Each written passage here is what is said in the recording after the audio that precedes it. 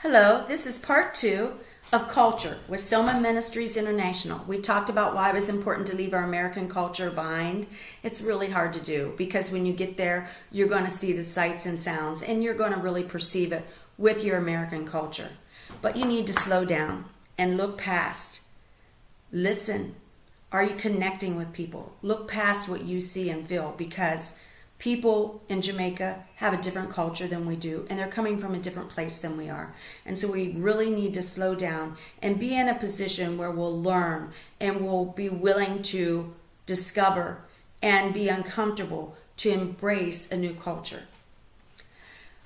Most of the culture that I deal with is the church culture.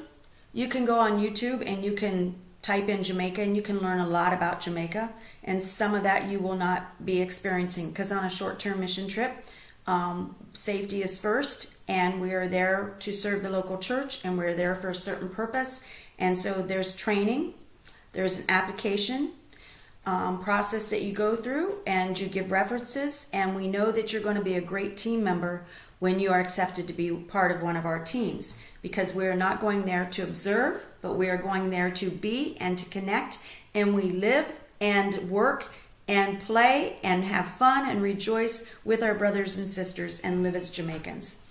So there's a lot of things about the food that you can learn. There's a lot of things that you can discover online about the food and about the sights and sounds. Let me just tell you from personal experience some of the things that my teams have experienced and what a trip sort is like with Soma Ministries International. You're going to get there and it's going to be a long day of travel. It's going to be very, very hot. And Jamaicans love to sing, all of them, whether they can or not. I love that about the country. They love to laugh. They love to laugh at you. They love to laugh with you. They have a great sense of humor. They love to talk. Talk about everything. Every little thing, man. They love to talk about absolutely nothing. They have wonderful fruits. They love to show their appreciation. They have a vote of thanks that we'll talk about in our trainings. There's a dress code that we have because we don't want to bring offense to anybody, and we're not there to change their culture. We're there to learn and embrace them. And as Americans, sometimes we're known as thinking that our American culture is the right culture, the biblical culture, and the only culture. And that's not true. That is just our culture and our perception. But God is so much bigger than that. And we want to embrace what He's doing. And we want to be a good steward with the opportunity that He's giving us to learn and to love others the way that Christ loves us.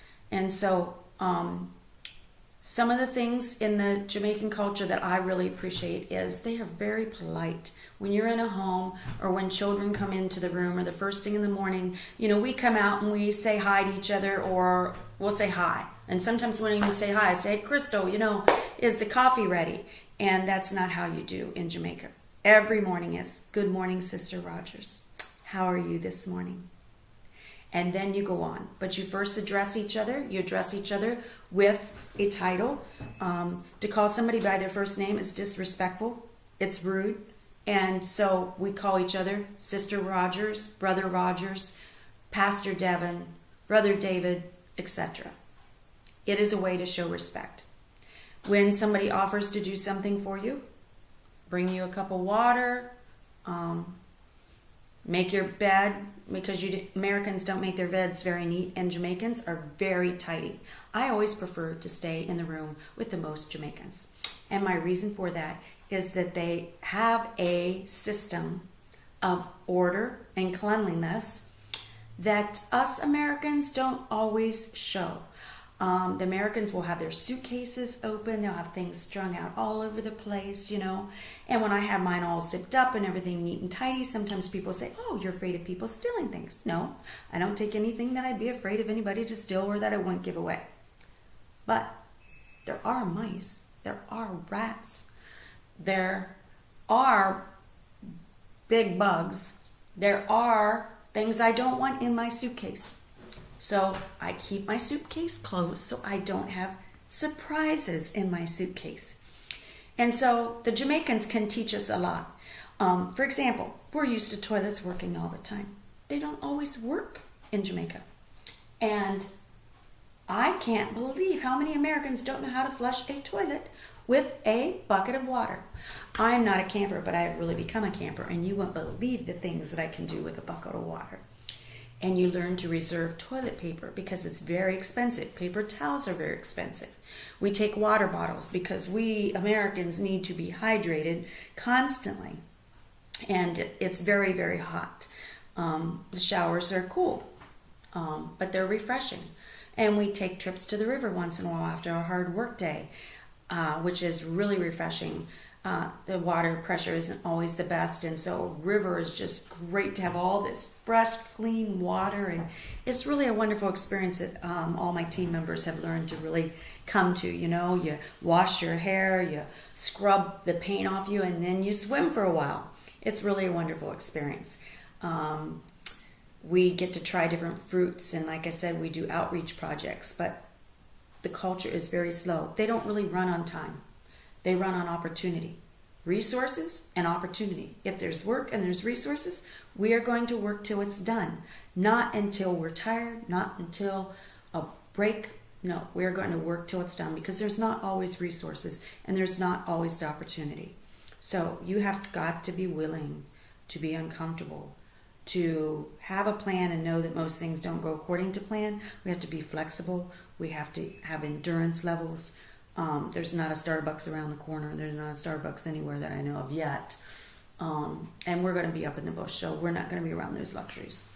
We're going to eat like the Jamaicans do. We're going to have chores. You're going to have to work in teams. You're going to have to know how to engage with people and not say no. When I choose a team, I try to match your skills with the need of the local church. And so that means that I'm not going to, if you don't like kids, I'm not going to put you in a VBS team. Why would I do that to the kids? So I try to match your skills, and it's always just worked out that we see what your skills are, so that we're trying to match you. And there's been times when things have happened with a death or something's been rearranged and we didn't get to do exactly what we planned, and we have to be flexible. So I'm going to try to match you with your skill and your gifts and your calling to the local need of what we're there to do at the time. But at the same time, no is not an option. When we are asked to serve in the local church or in the community of our choice that we've chosen to come alongside and partner with, we don't say, oh no, I don't eat that. Oh no, I don't do that. Oh, you go talk to her. Oh, we don't stay in our cliques. We are there to build relationship. We are there to learn. And it's exciting. I've been so blessed and so impressed with the way that Jamaicans have embraced us as we live with them, and the way the Americans have come undone as they've learned to live without some of the, comfort things. Oh, it's ridiculous, the things that we have become accustomed to that we can have meltdowns over when we don't have it. And yet at the end of the week, everybody's saying, this is the best time of my life. Why? Because people are more important than our things. Connecting with people, seeing God move in their life, seeing them learn something or you learn something, and realizing that you have value way beyond what you have in your hands. Of course, in any third world country, someone's always going to want to talk to you, want to get to know you because of what you have in your hands, and that's a whole nother training. But we're not there for what we have in our hands. We're there for what we have in our hearts. And we're there to connect with their heart and what God's doing in their life, and to see what God is doing in their life, and to join Him and to glorify Him in it. Thank you. Continue to tune in and learn a little bit more about what Soma Ministries is like in Jamaica.